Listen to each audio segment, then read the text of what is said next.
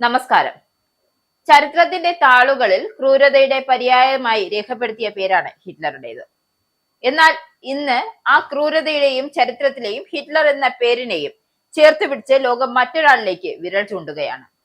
മറ്റാരുമല്ല, ഇസ്രായേൽ പ്രധാനമന്ത്രി Benjamin Netanyahu ആണ്. മധ്യപൂർവേഷ്യയിലെ സമാധാന ചർച്ചകളെ കടപുഴകിയെറിയാൻ നെതന്യാഹു നടത്തുന്ന ഓരോ നീക്കവും നമ്മുടെ കാലത്തെ ഹിറ്റ്ലർ എന്ന തുർക്കിയുടെ വിളിപ്പേരിലേക്ക് അദ്ദേഹത്തെ എത്തിക്കുകയാണ്. ഇത് വെറും ഒരു ആരോപണമല്ല, മറിച്ച് കത്തുന്ന രാഷ്ട്രീയ തീജ്വാലകളിലൂടെ മാറുന്ന ലോകക്രമത്തിന്റെ നേർചിത്രം കൂടിയാണ്. സമാധാനത്തിനുമേൽ യുദ്ധത്തിന്റെ കരിനിഴൽ വീഴ്ത്തുന്ന ആ പുതിയ അധികാരികളിലേക്കും നമുക്ക് നോക്കാം. എന്തായാലും ഈ പ്രസ്താവനയ്ക്ക് പിന്നിൽ നിരവധി തലങ്ങളുണ്ട്. ആദ്യം നോക്കുമ്പോൾ ഇത് തുർക്കിയും ഇസ്രയേലും തമ്മിലുള്ള വാക്പോര് എന്നുപോലും നമുക്ക് തോന്നിയേക്കാം. എന്നാൽ ആഴത്തിൽ പരിശോധിക്കുമ്പോൾ ഇത് ഇറാൻ അമേരിക്ക ബന്ധം, ഗാസ യുദ്ധം, ലെബനിലെ സംഘർഷം, മേഖലയിലെ ശക്തി സമവാക്യങ്ങൾ, ആഭ്യന്തര രാഷ്ട്രീയ പ്രതിസന്ധികൾ എന്നിവയെല്ലാം ചേർന്നുള്ള ഒരു വലിയ രാഷ്ട്രീയ പശ്ചാത്തലത്തിന്റെ ഭാഗമെന്നത് സ്പഷ്ടമായി.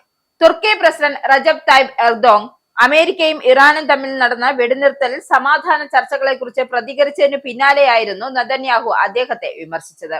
അതിന് മറുപടിയായിട്ടാണ് തുർക്കി വിദേശകാര്യ മന്ത്രാലയം ശക്തമായ ഭാഷ പ്രയോഗിച്ചത്. തുർക്കിയുടെ ഈ പ്രതികരണം പുതിയതല്ല. ഗാസ യുദ്ധം ആരംഭിച്ചത് മുതൽ ഇസ്രയേലിനെതിരെ ശക്തമായ വിമർശനം ഉയർത്തുന്ന രാജ്യങ്ങൾ ഒന്നുകൂടിയാണ് ഈ തുർക്കി.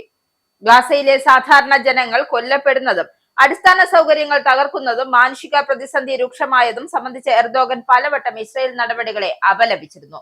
അതുകൊണ്ട് തന്നെ നെതന്യാഹുവിനെതിരായ ഇപ്പോഴത്തെ പരാമർശം ഒരു ഒറ്റപ്പെട്ട സംഭവം എന്നതിലുപരി നീണ്ടുനിൽക്കുന്ന നയതന്ത്ര സംഘർഷത്തിന്റെ തുടർച്ച കൂടിയാണ്.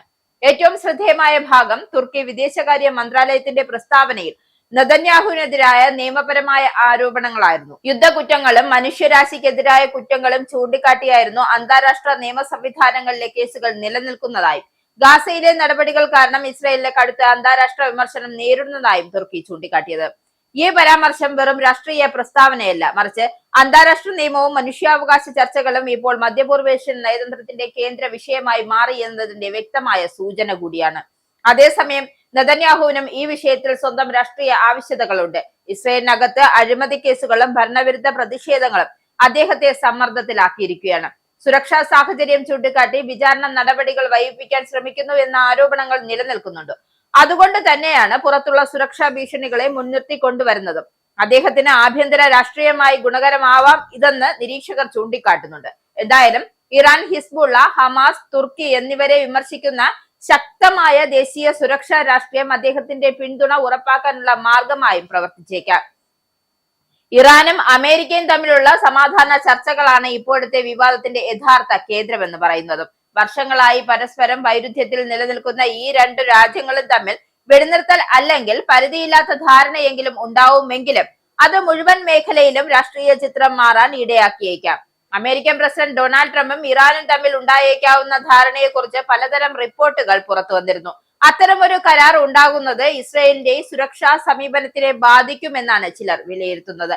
കാരണം ഇറാനെതിരായ സമ്മർദ്ദ നയം ശിഥിലമാക്കുന്നത് ഇസ്രയേൽ ഇഷ്ടപ്പെടുന്നില്ല എന്നതാണ് അവരുടെ വിലയിരുത്തലും. എന്തായാലും തുർക്കിയുടെ ആരോപണം ഈ പശ്ചാത്തലത്തിലാണ്.